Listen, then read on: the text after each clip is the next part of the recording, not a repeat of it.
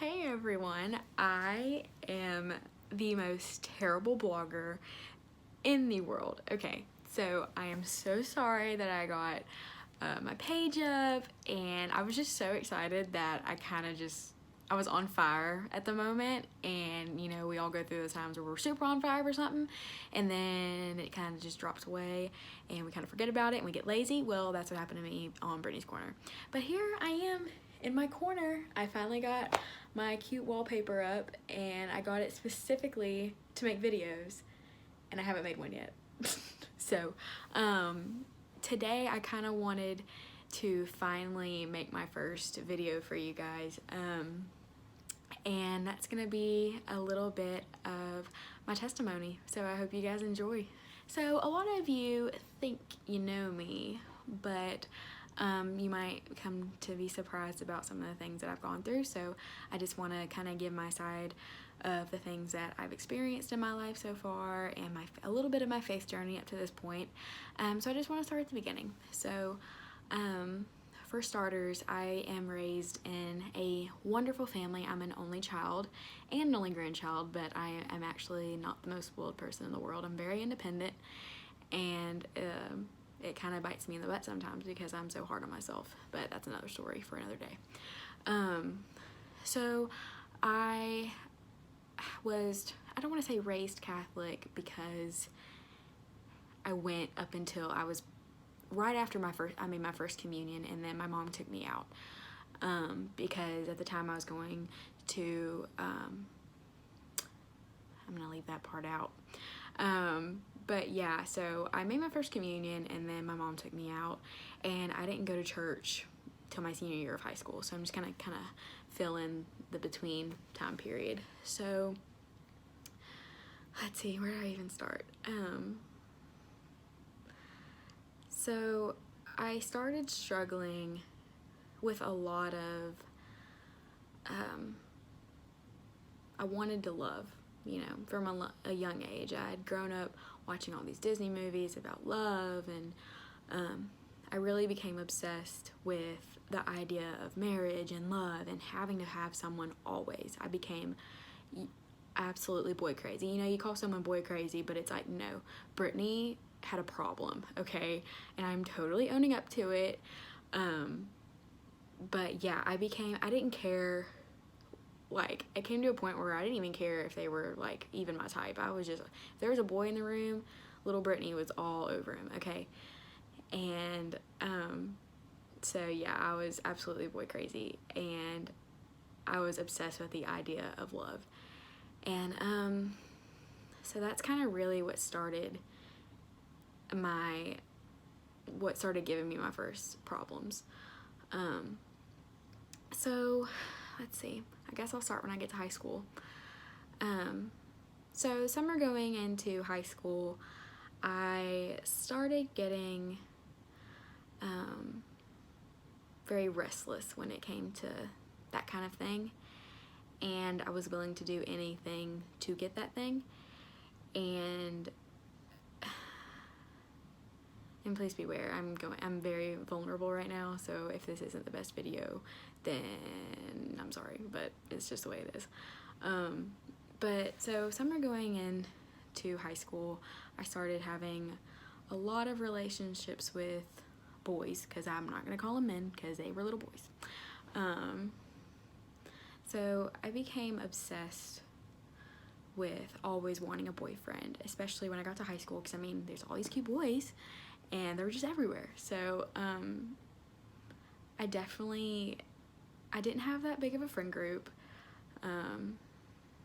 I've always been kind of, I don't want to say a loner, but I've always been very careful as to what I've opened myself up to. I've had a really hard time trusting girls in the past, and it's still true to this day. I get very uncomfortable and I get very anxious when I'm around girls, because I always feel like they're judging and all that stuff, but that comes with how I was treated in high school.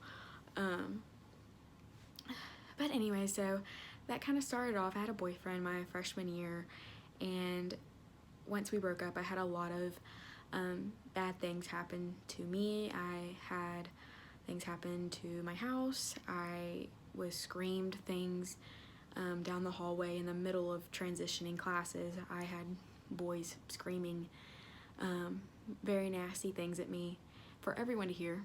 And that's kind of first when I started falling into depression, and it's never going to be something that I will ever forget. So when you have people scream these things at you, you kind of believe them. You know, if these people are telling me this, then maybe I should believe them, because I mean surely they're right, you know, like, and deep down I knew the kind of person I am, or I was. You know, people in high school are really mean. You know, I feel like a lot of people in high school, that's when they go through their biggest transition in life, is when you're trying to figure out who you are as a person. And I definitely figured it out, but it took a while. So that was really my freshman and sophomore year. I had a lot of things start popping up where I had people start to, I don't want to say bully, because I hate using the term bully because a lot of people take advantage of the word these days, but I was bullied. I forgive those people. I mean, I can't help that they were going through something in their lives back then, just like I was, that made them act out on something like that. And you know, people change, so I have peace with it now, and I know that I'm not the same person that I used to be, so I know that they aren't most likely the same people they used to be. Yeah, my sophomore year, I made my high school drill team, which was awesome. I continued to have relationships with guys, and just putting myself out there and making myself way too vulnerable. I was head over heels for any guy that expressed interest in me, because I wanted love and I wanted a relationship so bad. And the bad thing is that I actually thought every single time it would turn into a relationship. And I don't want to say I was blind, but at some point I just stopped caring about my self-worth. And I feel like that happens to a lot of young women when they go through experiences like that, especially after having a lot of things happen in your life that make you question your own self-worth. You know, it's not just you deciding not to care. A lot of times there's factors that go into you making yourself think of yourself that way. And that's what happened to me. And at a certain point, I just didn't care about myself anymore. I was like, okay, these people are going to say these things about me. I might as well live up to it, you know. I'm not going to do anything to change it, obviously. I mean, what else can I do? I feel like I was, you know, I had my own side of the story, and everyone just kind of judged from the outside looking in. But at this point, it was I'm going to skip to my senior year, because a lot of the stuff that happened in high school was pretty much the same thing over and over and over again. So I'm not going to repeat all that. But at this point, I'm still not going to church, by the way. So I'm a very lost soul at this point. I'm the lowest of lows. I'm looking for materialistic and earthly things to fill that hole in my heart. And that hole in my heart's in the shape of Jesus. But Brittany didn't know that yet. So I remember it was my senior year of high school, and I had gone on a date, and that date was just awful. He was rude to me. I didn't know why he was being rude to me, and like nothing had happened. We just met up for dinner, and he was just awful to me. And on the way home, I met him in Beaumont. I cried all the way home, and I started questioning my own life. You know, it's sad to admit that, and I know there's a lot of people on here that are going to think a certain way about that, but it's very, very common, especially when you go through a lot of traumatic things in your young life. But that night was actually the best night of my life. I remember I got home, and I was laying on my bed, and I remember just crying, the most dramatic, and my heart was just broken. I felt like I had no worth. There was no point in me even living anymore. And I remember just crying out to God, and I had never talked to God before. And I remember being so desperate for something. I had tried everything but God at that point to fill the hole in my heart. And I went to my window and I got down on my knees and I cried out to God for the very first time. And in that moment, I can't even describe the feeling of it, but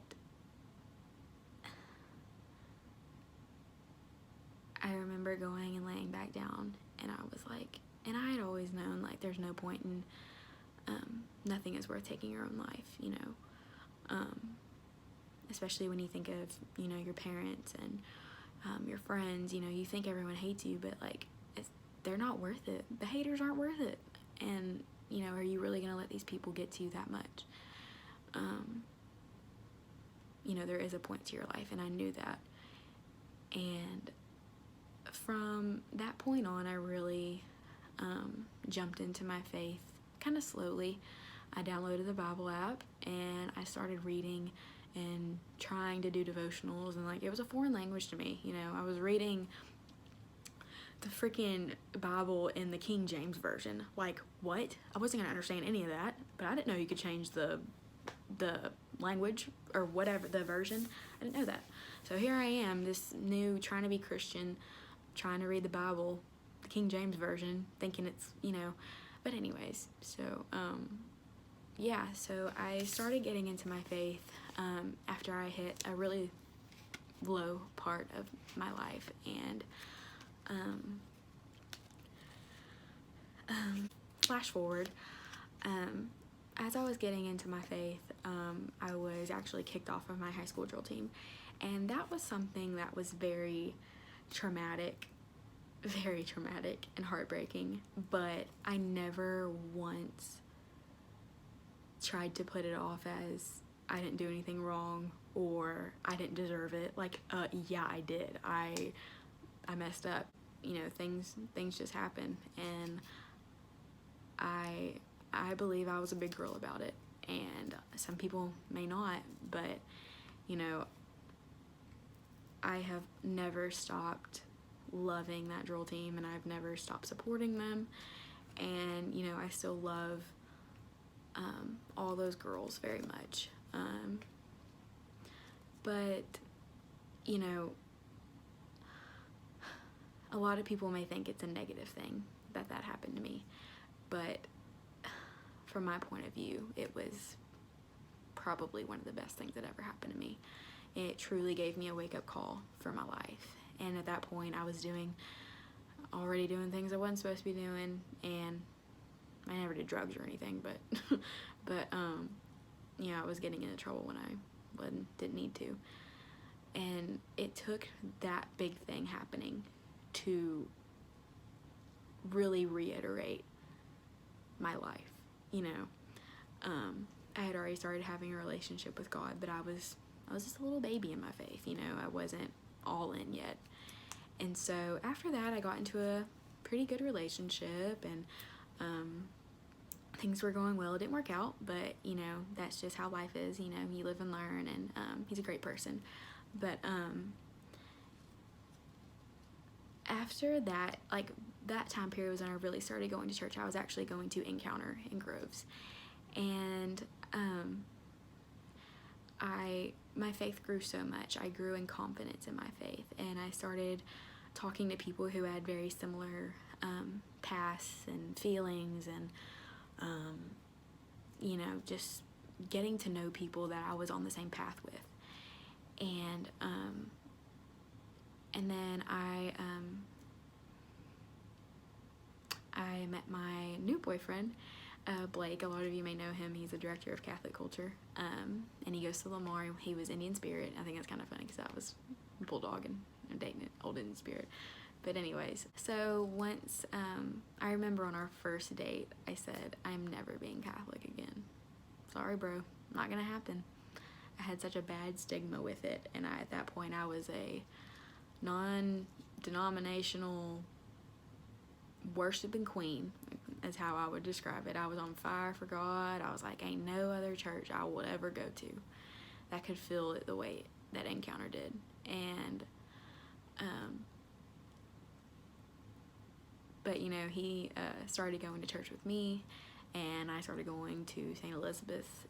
No, we weren't going to St. Elizabeth yet. We're going to the Lamar Catholic Church. So we had a very busy Sunday. We had very busy Sundays. And it got to a point where, you know, I started getting more out of Mass than I was at Encounter. And there's nothing against Encounter. I mean, I had just hit a plateau, and I knew there had to be something more that I was missing, you know. And so this past last summer, I think last summer, I ended up going on my very first Acts retreat. And if you've been on an Acts retreat, I don't even have to say anything, you know. But if you haven't, I highly encourage you to go on an Acts retreat. I was not Catholic when I went on my Acts retreat, and it was very life-changing. If you think your relationship with Jesus is good, go on an Acts retreat, because it will blow your socks off. And so, after that, I decided I was going to go through RCIA and get confirmed in the church.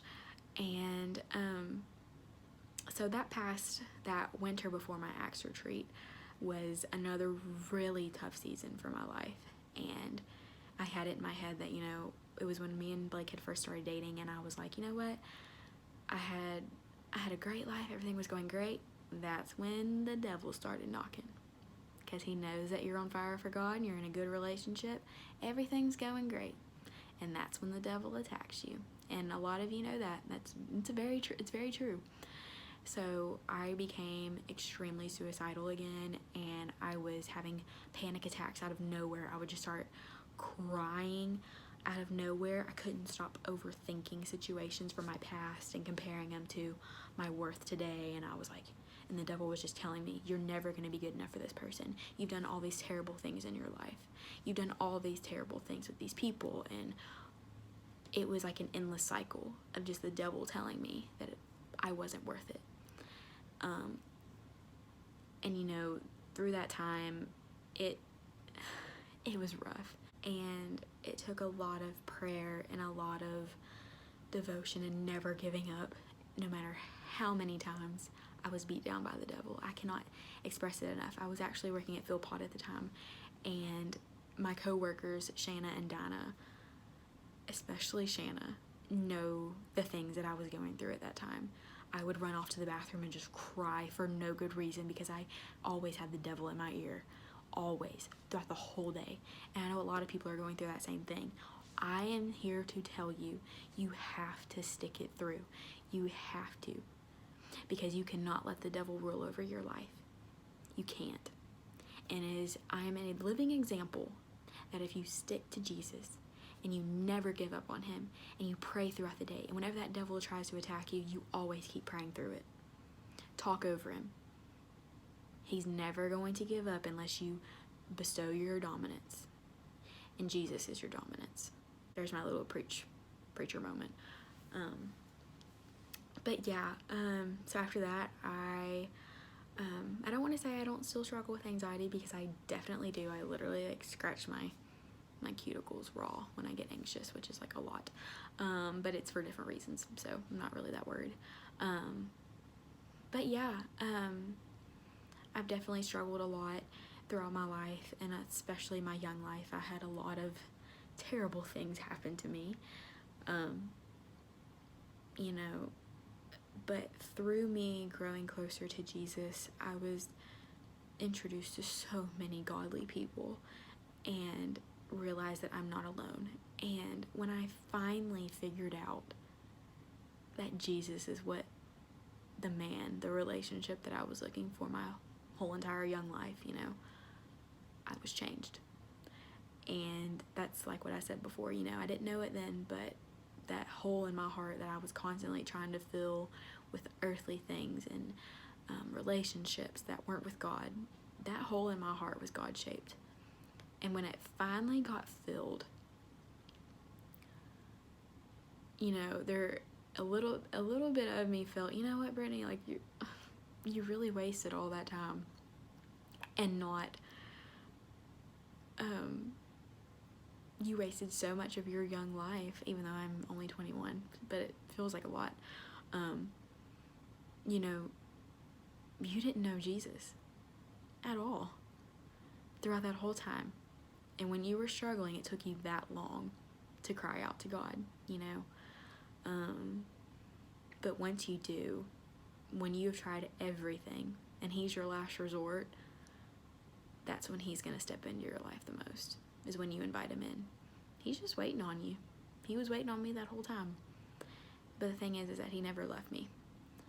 And, you know, he's never going to leave me. No matter how many times I screw up again, no matter how many times I get lazy in my faith, no matter how many times I sin, which is every day. You know, everyone sins every day. I know that I'm not perfect and that my relationship with God isn't perfect, but no one's is.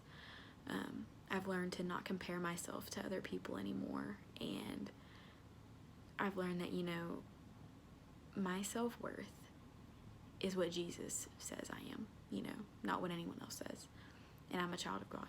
So now I am confirmed into the Catholic Church. I am involved in Catholic Culture Young Adult Ministry, which is based out of St. E's right now, but it's diocese-wide, so anyone can come.